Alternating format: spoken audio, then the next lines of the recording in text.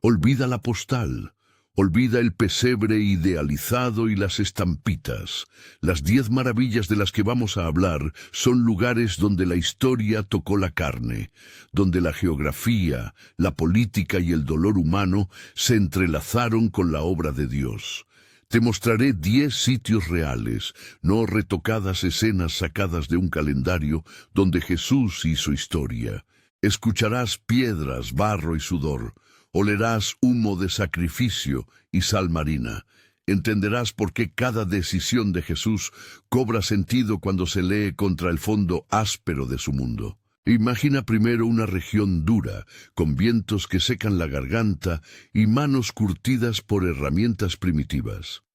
En ese marco se originaron gestos que cambiaron la historia. Un nacimiento en una cueva de roca, predicaciones junto a redes rasgadas, un cuerpo clavado sobre madera expuesta al sol. No es una película romántica. Es un entramado de lugares que hablan de supervivencia, de poder y de una elección divina por lo frágil. Y ahora, paso a paso, entremos en esos escenarios. Belén. Piensa en una localidad encajada entre barrancos, una meseta de roca caliza donde las viviendas eran cuevas reutilizadas y las plazas simples explanadas de tierra.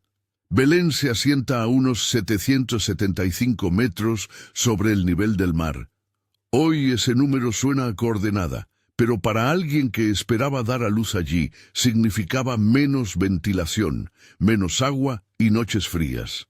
Las excavaciones en la colina muestran estructuras talladas en la roca, silos para grano y huecos que sirvieron de establos. La postal del pesebre limpio borra la consecuencia más cruda. Muchas familias usaban cuevas para vivienda y para establo, porque el espacio construible era escaso y costoso. En un lugar así, el parto no era una escena hospitalaria, era un riesgo práctico. El acceso al agua potable era limitado. Las cisternas recogían agua de lluvia y se contaminaban fácilmente. Enfermedades puerperales y neumonías eran amenazas reales.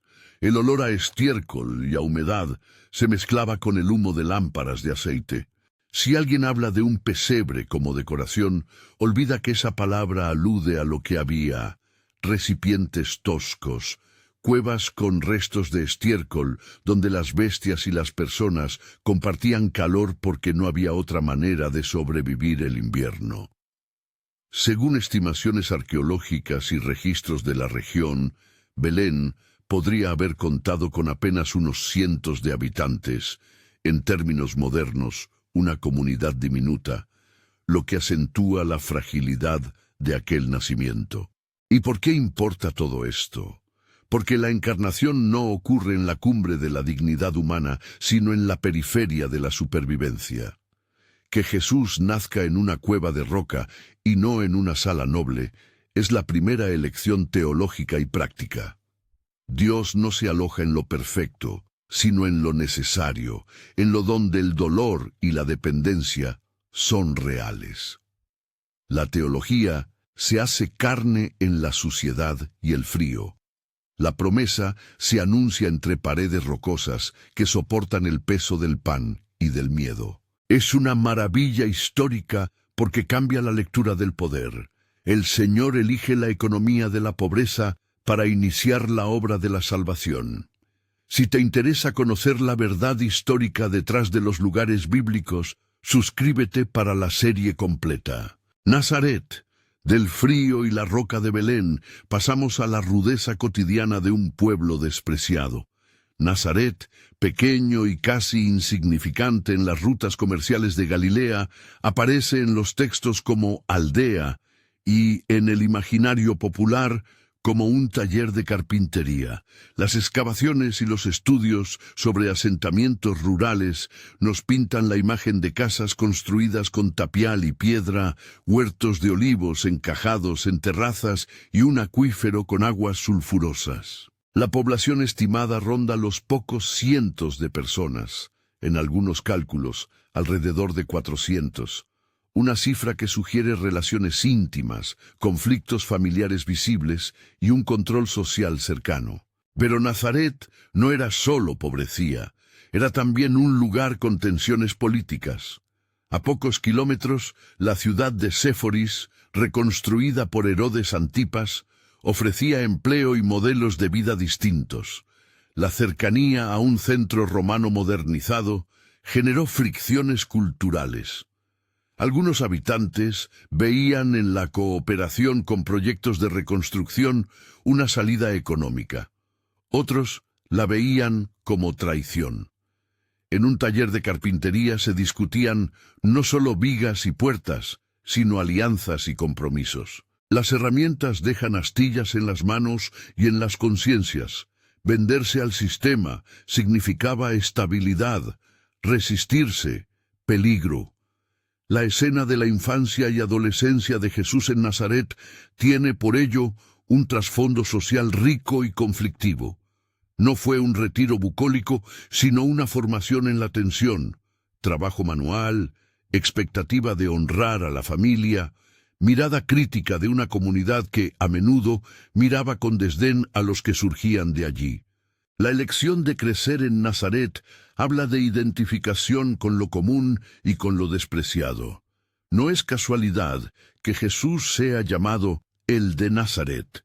Ese nombre llevaba el peso de la marginación. La maravilla histórica consiste en que la voz que habría de trastocar instituciones nació y se templó entre astillas y disputas de pueblo. Cafarnaúm. El movimiento cambia de escala. Desde el taller y la humilde plaza vamos a un núcleo urbano en la orilla del mar de Galilea.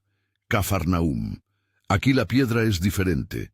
La arquitectura utiliza basalto oscuro y la ciudad es un nodo de comercio por su cercanía al lago. La sinagoga local, con sus restos de una estructura de 2 pisos que algunos estudios datan en el período de Jesús, indica que Cafarnaúm no era un simple caserío. Era una comunidad próspera, un puerto, un punto de paso para caravanas y mercancías. Sujeta a rutas comerciales, la ciudad conocía una dinámica económica intensiva. Pescadores que abastecían poblaciones cercanas, mercaderes que cambiaban productos y ferries rudimentarios que solían cruzar el lago. Pero la prosperidad trae sus sombras. La vida urbana exponía a las personas a enfermedades importadas, a plagas y a condiciones sanitarias derrotadas por la densidad poblacional. Los canales de drenaje primitivos y la cercanía de la basura a los pozos creaban focos de infección. Además, la interacción constante con intereses comerciales introducía tentaciones de corrupción. Redes de poder local y alianzas con cobradores y gestores podían transformar el culto en negocio. La sinagoga, por ejemplo, no era solo lugar de oración, era también centro social y en ciertos momentos escenario de tensiones por el control del prestigio y los recursos. En ese paisaje, Jesús realizó buena parte de su ministerio público. Enseñó en sinagogas, sanó a enfermos, liberó a oprimidos.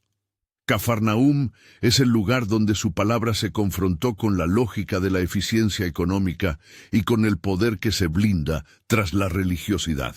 La presencia del nazareno en Cafarnaúm revela un método: llevar el mensaje a los centros donde las estructuras sociales podían silenciar a los más débiles. Allí la maravilla consiste en que la predicación se convierte en un choque directo con la organización de la vida urbana, mostrando que el Evangelio no rehúye los nervios del poder humano. Mar de Galilea. No es un mar de calma perpetua. El lago, que en hebreo se llama Kineret, es un espejo de agua de dimensiones modestas a escala mundial, unos 21 kilómetros de longitud y anchuras variables. Pero su geografía genera un clima traicionero, corrientes térmicas y vientos que se lanzan sobre la superficie con violencia. Las narraciones evangélicas sobre tormentas que surgen de improviso coinciden con la experiencia de pescadores locales. Rachas de viento que alcanzan los 90 kilómetros por hora, olas que pueden elevarse hasta 3 metros en pequeños sectores del lago. Para un bote de pesca antigua, construido con maderas ligeras y no diseñado para grandes marejadas, Esas condiciones eran mortales. Visualiza la noche. Redes pesadas llenas de pescado arrancando las manos, gaviotas recortadas contra relámpagos que parten el cielo, el agua golpeando la quilla con fuerza cegadora. Las embarcaciones tenían calados someros. El cansancio de horas de trabajo nocturno aumentaba la vulnerabilidad. Había, entre los trabajadores del lago, relatos constantes de pérdidas, personas arrastradas, redes que desaparecían, familias que quedaban sin sostén. Es en ese espacio, no en un escenario metafórico, donde Jesús se encuentra con los pescadores y donde, en una escena que ha quedado como emblema, calma la tormenta. La acción no es solo un acto de dominio sobre la naturaleza, es una enseñanza práctica para confiar cuando la realidad presenta peligro tangible. La maravilla histórica del Galilea es doble. Por un lado, muestra el riesgo físico y la precariedad del trabajo humano. Por otro, evidencia cómo la intervención de Jesús se inscribe en la vida laboral y peligrosa de la gente común. Habría que imaginar el olor a pescado mojado, las manos agrietadas, el viento que trae azufre desde las costas. No es un teatro, es supervivencia. Jordán. Si el Galilea habla de riesgo laboral, el Jordán es el riesgo ritual y simbólico hecho agua.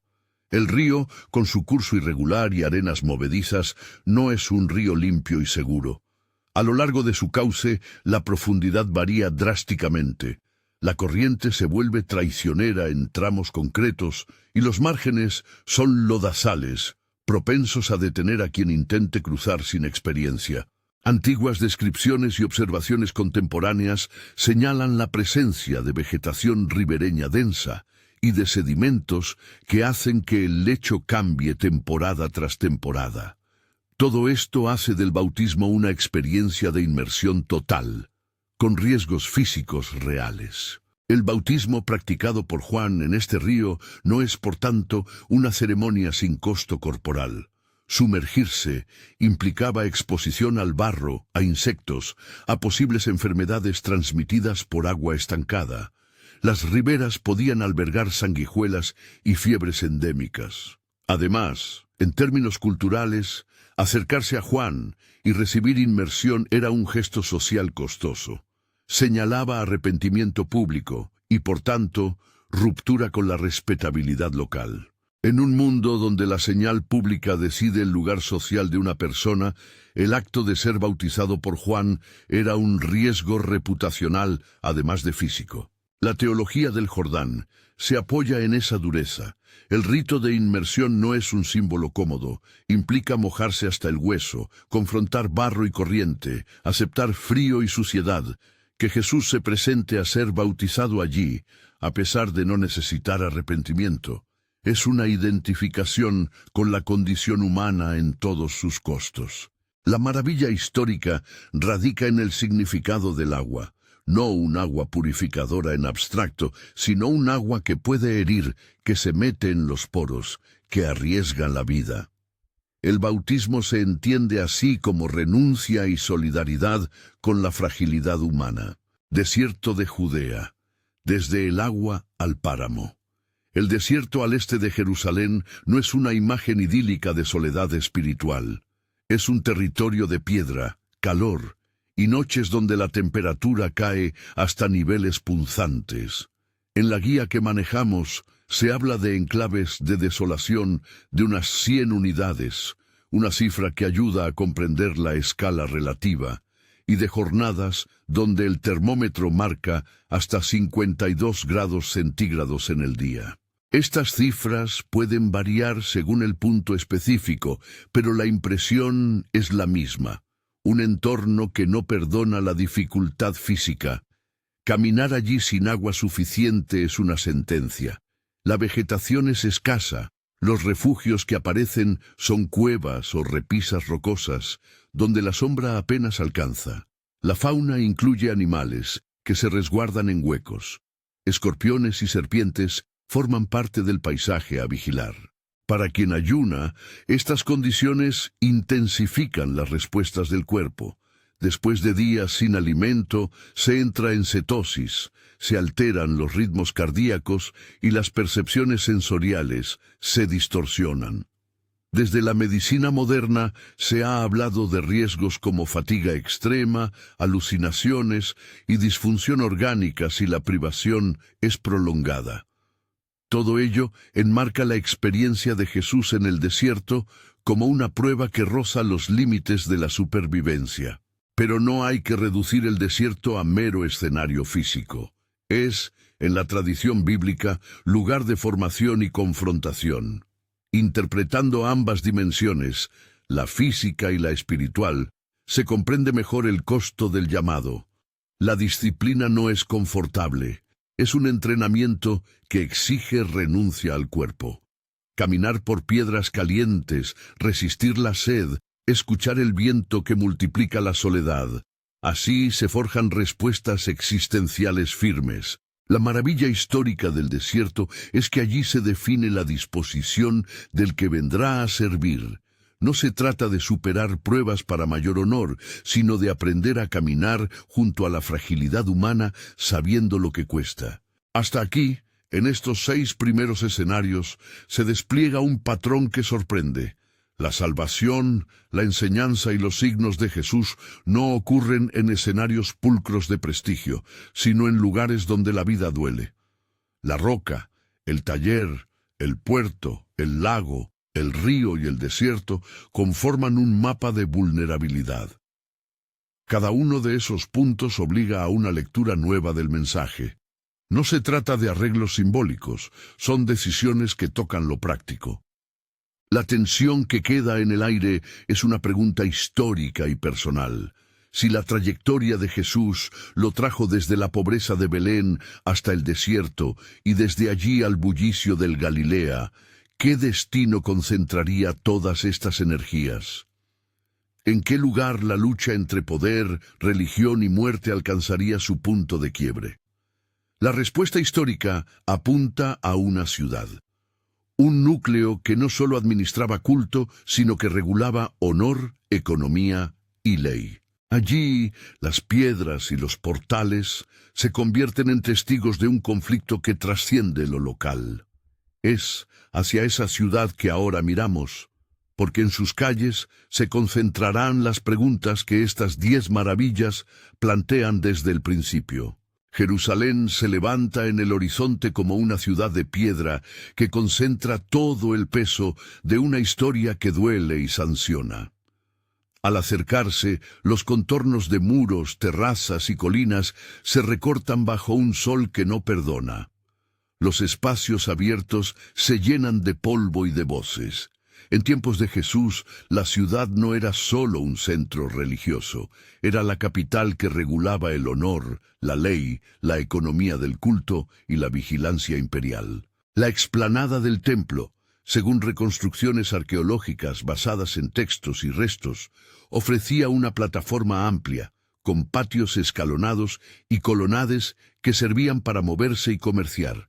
La presencia de flujos constantes de peregrinos hacía que durante las fiestas la población pasara de unas decenas de miles a cifras que multiplicaban el bullicio cotidiano con consecuencias sanitarias y sociales palpables. Al entrar en Jerusalén se olía el humo de sacrificios, animales trasladados desde las entradas de la ciudad hasta los corrales temporales, un tránsito de gente cargada, voces de pregón, comerciantes que cambiaban monedas y recaudadores que cobraban por acceso. Si se intenta imaginarlo con exactitud, piense en la explanada como un enorme mercado de culto. Animales por comprar, animales por inmolar, personas que trazaban trayectos apresurados para llegar a tiempo a sus ritos. Las fuentes antiguas hablan de un servicio de sacrificios que en temporada alta movilizaba a muchos. Los arreglos del complejo templario permitían que la logística fuera casi industrial. Corrales, pasillos para el tránsito de animales, hornos para las cenizas.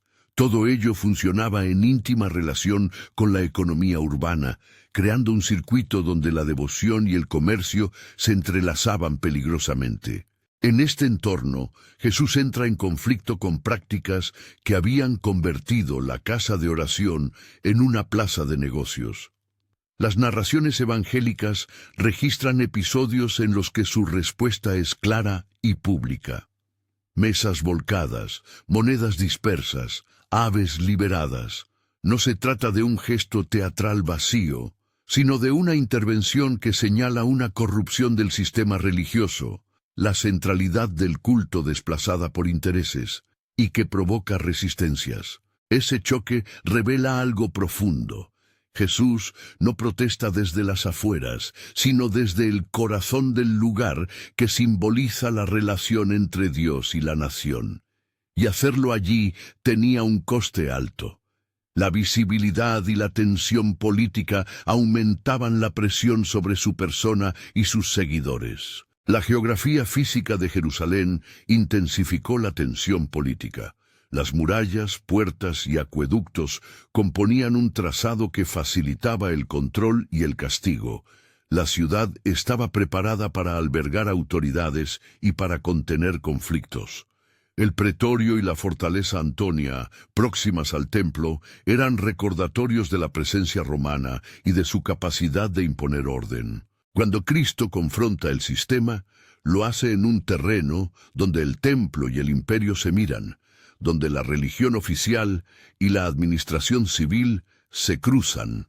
La maravilla histórica aquí no es una belleza estética, es que la reforma propuesta por Jesús apuntaba a restituir la función del culto como puente hacia la justicia, en medio de un escenario preparado para la represión y el comercio sacrificial. Además de la actividad ritual, Jerusalén mostraba fracturas sociales palpables, el acceso a la provisión de agua, la dependencia de donaciones y la rigidez de honor encontraban su expresión en mercados y plazas. Los comerciantes del templo no eran, en su mayoría, simples vendedores. Muchos se integraban en redes que consolidaban privilegios. La presencia de autoridades religiosas dispuestas a mantener ese orden ofrecía una oportunidad y una tentación de colaboración. Enfrente a ello, la acción de Jesús desafiaba estructuras consolidadas que protegían intereses económicos y símbolos de prestigio. Sus palabras y acciones en la ciudad delinean un conflicto que culminaría en la confrontación decisiva, una acusación que finalmente se traduce en condena. Es en Jerusalén donde la tensión toma forma de juicio histórico. Las calles que llevan al foro del poder se llenan de rostros, autoridades religiosas que buscan preservar su influencia, líderes que calculan riesgos, soldados que observan y custodios que se preparan. La presencia pública de Jesús, las denuncias que suscita y la presión de una multitud expectante terminan por convertir la ciudad en el teatro donde se decide el sentido del movimiento que él encarna. Aquí la maravilla es trágica y redentora a la vez. La ciudad que funcionaba como epicentro de control y ritual será el escenario donde se despliega el gesto que trastoca las categorías de poder, lo que para muchos es una derrota histórica, la ejecución de un hombre señalado por la ley. Desde la perspectiva teológica se manifiesta como el momento en que la elección de la fragilidad alcanza su punta de lanza. Muy cerca, en la ladera que mira al Kidrón, se hallan los olivos de Getsemaní y la pequeña aldea de Betania, lugares que respiran intimidad y dolor. El jardín conocido como Getsemaní conserva en la memoria imágenes de tinieblas, manos que buscan consuelo y un sudor que se mezcla con la tierra. La proximidad a Jerusalén, un paseo corto, suficiente para que la tensión acumulada estalle, transforma el lugar en refugio y en trampa.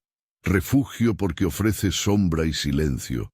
Trampa porque es también el sitio en el que se articula la última obediencia. Allí las raíces de los olivos se anclan en piedras austeras. Las prensas de aceite cercanas recuerdan que la economía rural no está lejos del centro urbano. Las olivas no son meros adornos, son testigos de un paisaje agrícola que sostenía familias enteras.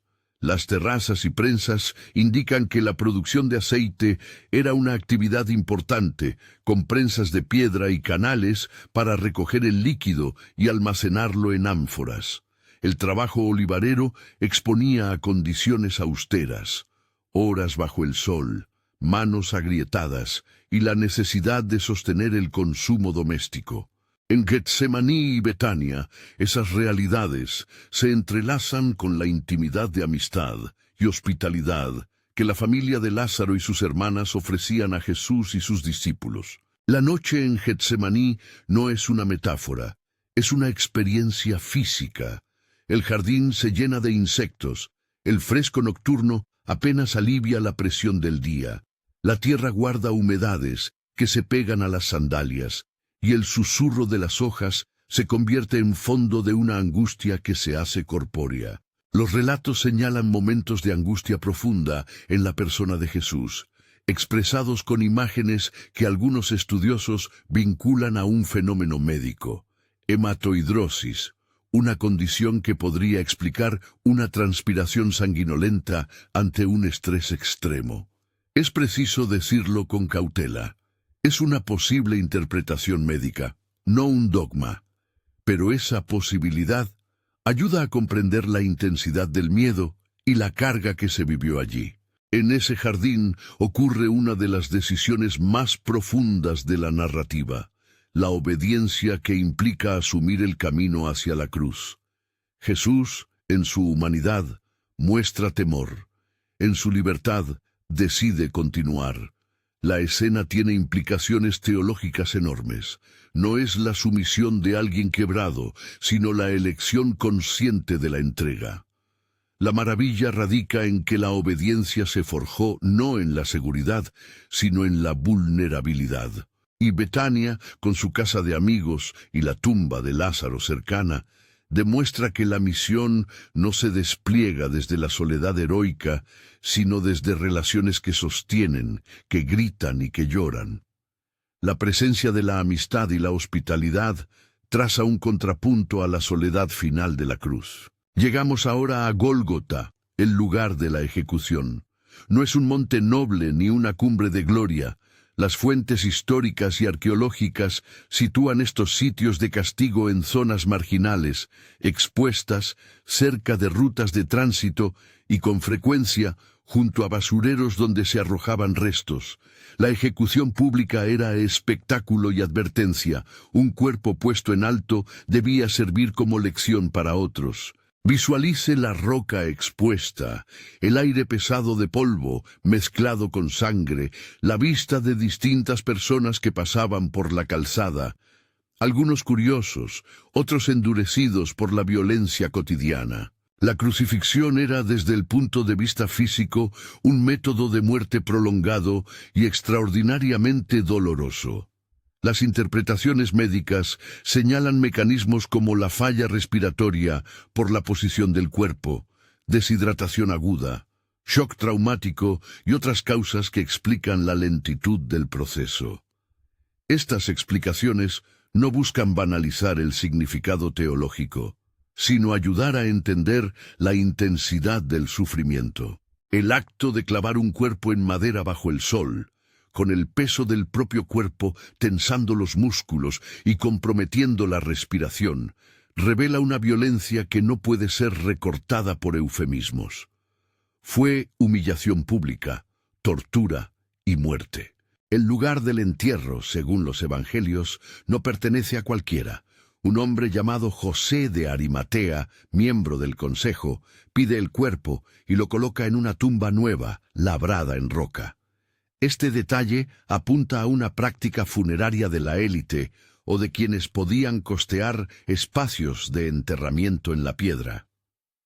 La tumba con su gran piedra rodante, los lienzos y los perfumes forma parte de una tradición de sepulturas familiares y de cuidado a los muertos. Que un hombre comprometido con las estructuras, un miembro del Sanedrín, según los textos, intervenga para dar una sepultura digna, añade complejidad moral a la escena, alianzas inesperadas, gestos de compasión en medio del teatro de la violencia. La crucifixión y el entierro no pueden ser vistos solamente como episodios legales o médicos.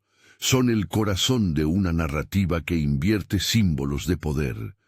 El que fue acusado y ejecutado se convierte, por paradoja teológica, en el centro de una revolución que trastoca las nociones de fuerza y de reino.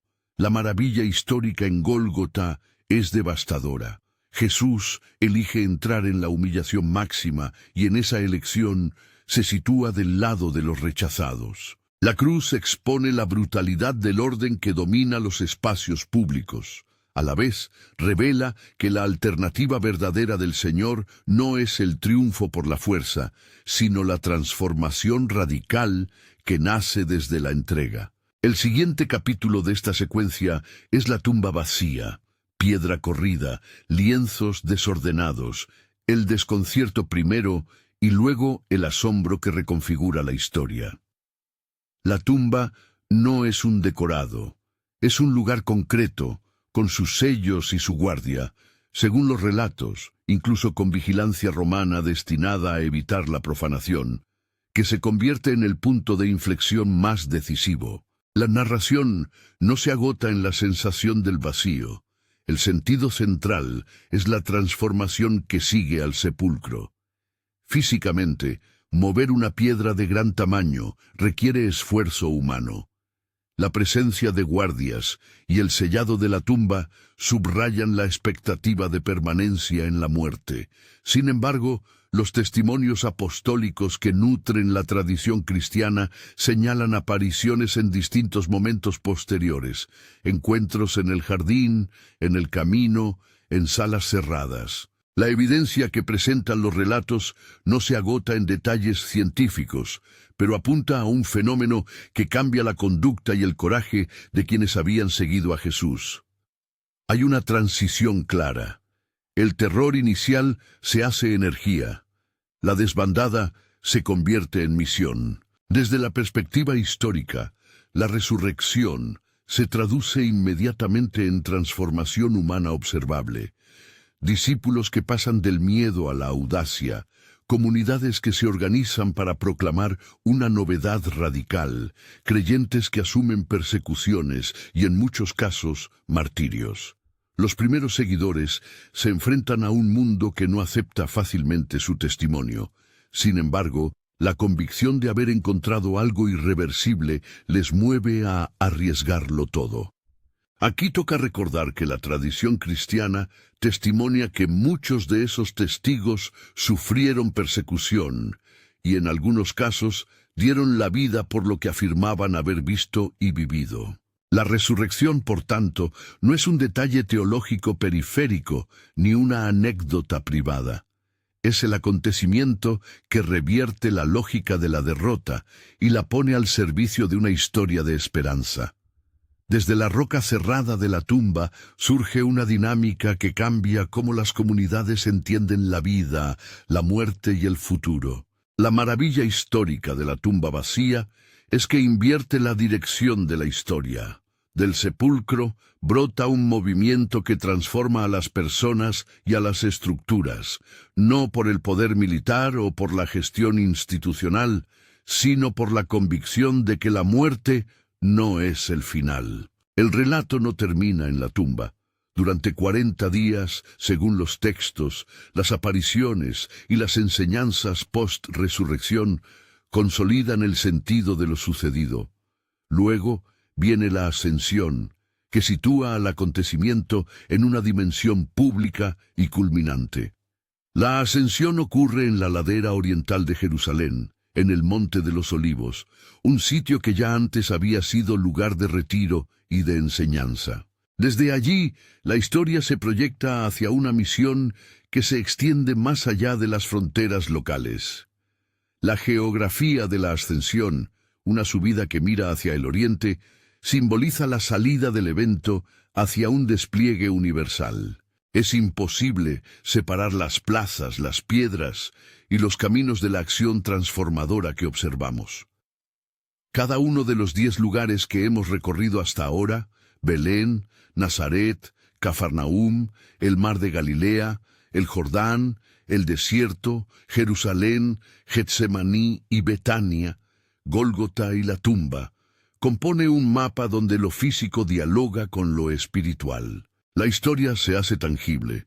La encarnación no es una idea flotante, sino un acontecimiento en contextos concretos de pobreza, de labor, de riesgo ritual, de desierto, de poder y de fracaso aparente. En cada punto, la presencia de Jesús reconfigura la realidad, nace en la fragilidad, crece entre astillas, predica entre mercancías, calma la muerte que amenaza en el lago, se sumerge en aguas peligrosas, resiste el desierto, enfrenta la maquinaria religiosa y política, sufre en la colina y vence la finalidad de la tumba. ¿Qué aprendemos desde lo práctico y desde lo espiritual de estas maravillas históricas? Primero, que la elección divina por la fragilidad no es un gesto accidental ni meramente simbólico.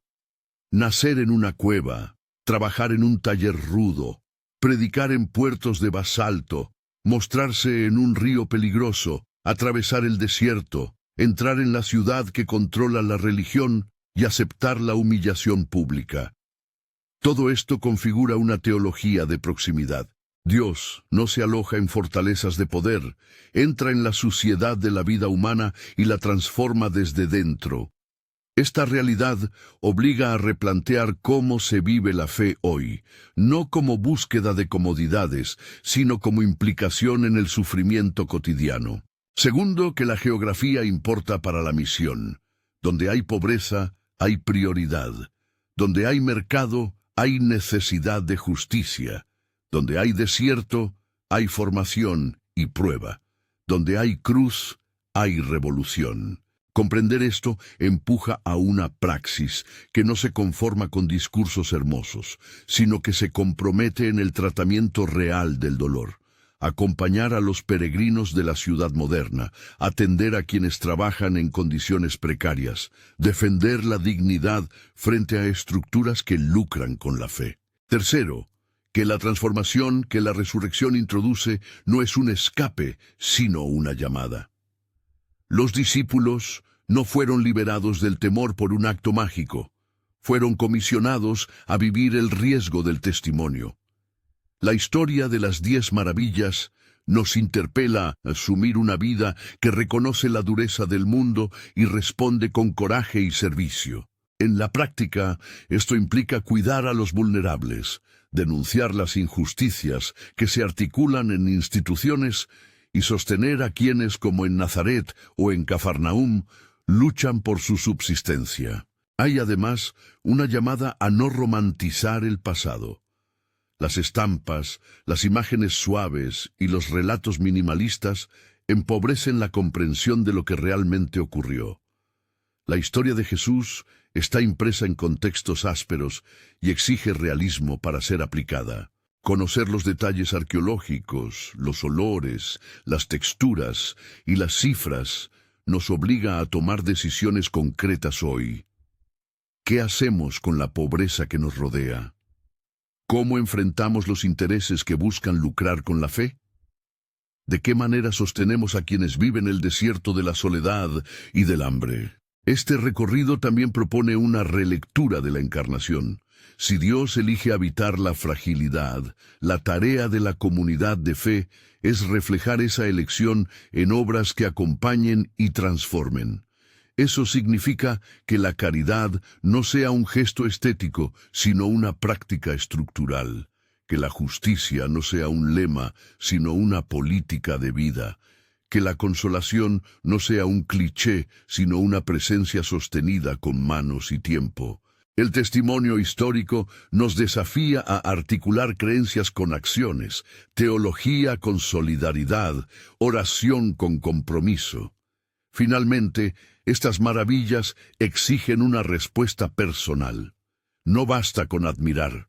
La historia de Jesús en estos espacios pide conversión de mirada y de vida. Si la tumba vacía nos afirma que la muerte no es el final, Entonces, la presencia del Señor en lo cotidiano nos invita a vivir con valentía, a compartir el pan y el calor, a defender la verdad frente a la injusticia y a acompañar a quienes sufren.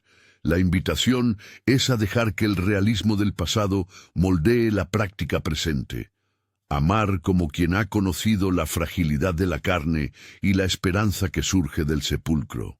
Comparte en los comentarios cuál de estas 10 maravillas te ha sorprendido más y de qué manera cambia tu visión de la misión de Jesús. Si este viaje por los lugares donde la historia se encontró con la carne te ha hecho pensar, suscríbete para seguir descubriendo sitios y contextos que cambiaron la historia y para profundizar juntos en cómo llevar esa transformación a la vida cotidiana.